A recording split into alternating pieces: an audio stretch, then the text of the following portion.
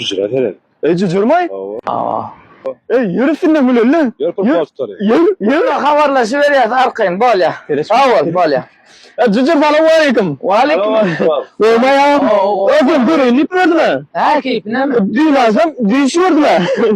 Peygamberler yoruldu olsun. O düğüşümde sen bilen bile ayrılıkken kalktı ya. Şu bayrağı da kıy diyelim bilen gitsen o. Ama ben maşına yapacak. Ay sen bilen gidip durun ya.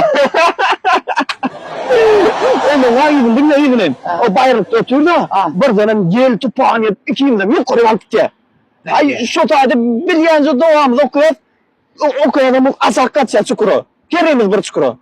O mene ballı çukura atacaksın. Senin kullu çukura atacaksın. Kullu çukura. Ama iyiydi ne mi? Ay Ali şu tayda sorup dur. o şu tayda turup dur. Ay turma la iyi ama da. Ay mene vermedim iydin. İyiydin ben gördüm. Sen hep ballı çukura kaçacaksın. Benim kullu çukuru. Çukurda onu da ayarlan çağırıp çık yaz. Çıkan mı da bir gün mene var seni kucaklattım. Senin gelip beni kucaklap okşap yaratsın.